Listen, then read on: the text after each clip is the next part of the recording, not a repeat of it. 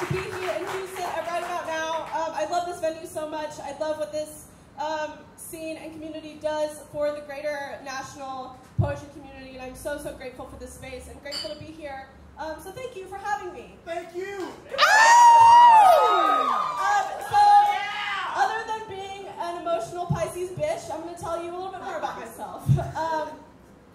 So I primarily write about trauma, healing, processing trauma. I write about family, and all of these things are super necessary to my survival. You know, writing can be a lot of things, but base level for me, it is a coping mechanism. It is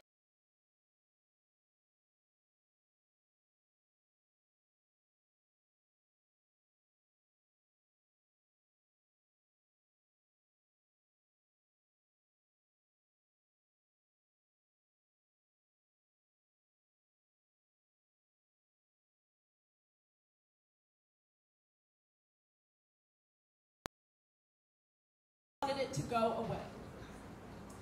This poem is for Olivia Gatwood. Let's go! Listen! I feel you. But the truth is, all I can do is write the anthem. All I can do is scream about how I am here despite it all. All I can do is write about all the ways in which my anxiety does not own me anymore, or write about how some days my anxiety holds me like the most untender lover, does not see me as anything but scorched earth or not worth building a home on, or this body doesn't know how to be anything other than excavator of the good. So when you say you don't want to write an anthem about it, I get it. It's hard to praise a thing that makes you feel so far away from yourself.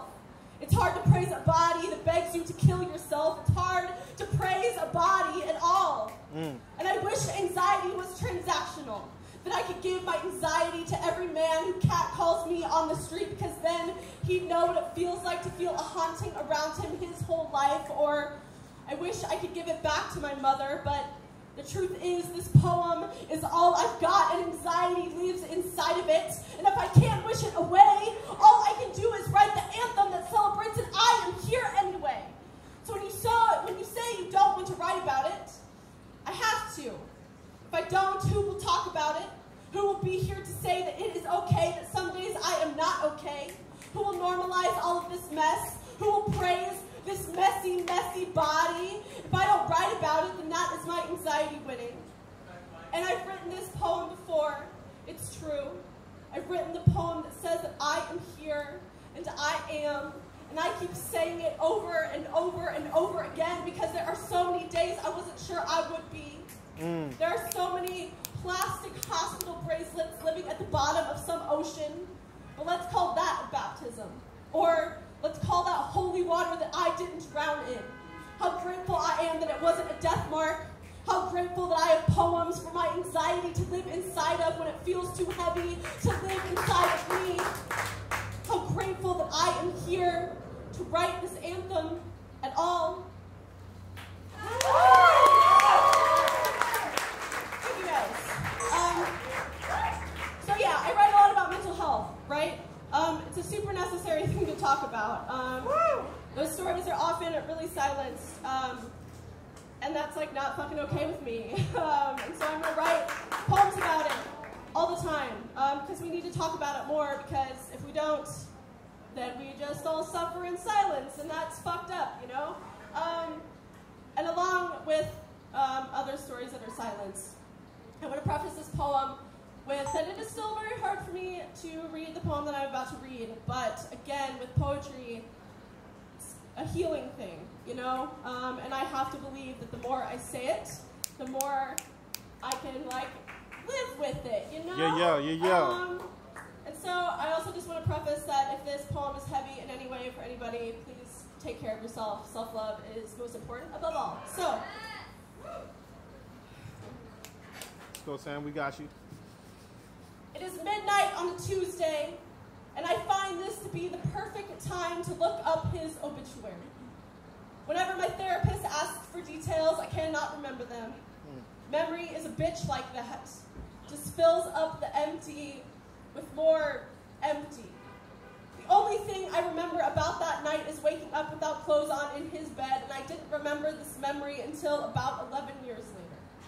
The thing about him is that I don't know if he's actually dead. He was probably around 64 years old when it happened, so I have to imagine that his body has dropped from old age, or maybe the weight of my body crushing him all of these years. The thing about weight is that some people can carry more than others. So when I talk about feeling heavy to my therapist, she asks me if maybe it's because I've been suppressing this memory for so long. Memory, like weight, can start to feel heavy on the body. So when I say that I can only hope that his body has dropped dead from the weight of me, what I mean is that I hope he is weak. I hope his bones quaked under the pressure of all the times I have wished him dead, and I call myself a strong woman. I call myself a strong woman because of all of the weight I can carry. My therapist calls this repression, but I call it a dumbbell. Call myself a bodybuilder. I tell myself that the more I hold on to all of this, the more powerful I will become. My therapist calls this avoidance, but I call this survival. And I've had to learn over time that just because you can carry the weight doesn't mean you're strong. It just means that your back hasn't snapped in half yet. When I imagine talking about it until I can remember, I think it a weight I do not know how to carry. I look up his obituary in hopes that this will take some weight away from it all. I wonder if I see that he has died, then I can stop thinking him a ghost and just an actual dead thing. I wonder if I see his face, if it will put the memory back into place, and it turns out there are a lot of old, dead men with his name. I look up photos on Google, and none of them kickstart the right memory, only remind me that my back is close to breaking. My therapist tells me that I need to talk about it more, put a name to it maybe. So when I type his name into Google, I feel my fingers go weak. And when my therapist asks for the details, all I can give her are my hands that are trembling from all of this weight I've had to carry.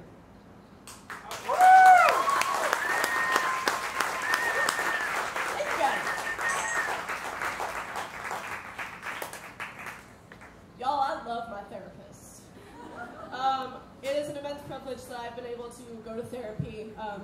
I know that that is not a privilege that everyone has, and so I do not take it lightly that that is something that I get to do. And I've seen her for about 5 years now, which is crazy to me when I say it out loud. And she's taught me a lot of lessons, especially like through writing poetry. Like I often go to her, I'm like, should I write a poem about this? And she's like, I don't know. Anyway, but my therapist has taught me a lot of lessons. She's taught me about boundaries, about relationships, about healing. But the most important lesson that she has taught me is that despite all of the fuck shit that has happened to me, I am still lovable. And that despite what happens to all of us, that we are still lovable and that we deserve love. Because I don't know about you guys, but sometimes, like, I hate myself some days. And, like, I really actively try not to, because I know now, thanks to my therapist, that I deserve love and that we all deserve love. So if you take away anything from this night, please just know that you deserve love. So this poem is a little bit about that.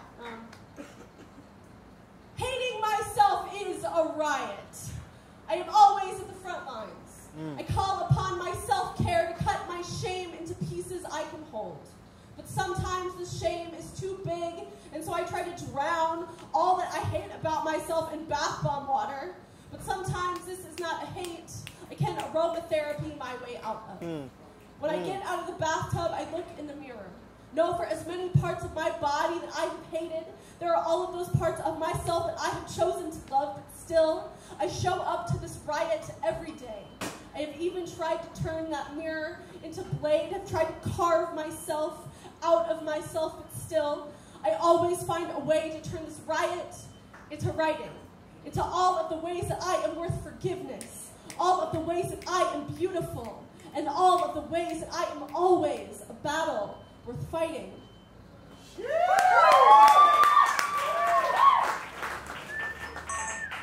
Thank you guys so much for having me. Oh, this has been so great.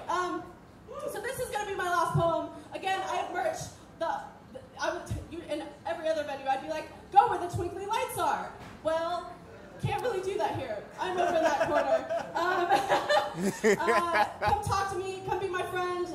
Come follow me on Instagram. I love internet friendships because I'm socially awkward, and so they're easier for me. So just like come talk to me and be my friend. This is my last poem, and it is dedicated to Kate Spade and Anthony Bourdain. Yeah. It is a good day. So I went to the hardware store to buy a toolbox because it seemed like something that a real adult would do. I brought it home, looked through it to bask in my newly acquired adultness, and saw all that could be used to fix broken things. I came across razor blades and wondered what if I remembered that those were there on the bad days, and we all have bad days. But we don't all go through days reckoning with the parts of ourselves that always wants to be dead, and some of us always want to be dead. Now, it's not a cry for help, but some days I need to be checked in on. Some days I'm scared that my friends will text me a few minutes too late, but this isn't ever anyone's fault because some days all of my friends will text me all at once at the exact right time, and I will still see the edge and run towards it. Last time I fell off the edge, I ended up with a few more scars than before, so I brag when I've gone more than 2 months without putting another scar onto this body. My therapist always asks if I ever think about killing myself, and I always say no, but this is always a lie. And this is how it is to live inside a body with a brain that is always begging you to eat away at yourself. But today, it is a good day. And my friends come to me with their vulnerability, and I have learned to hold it so well.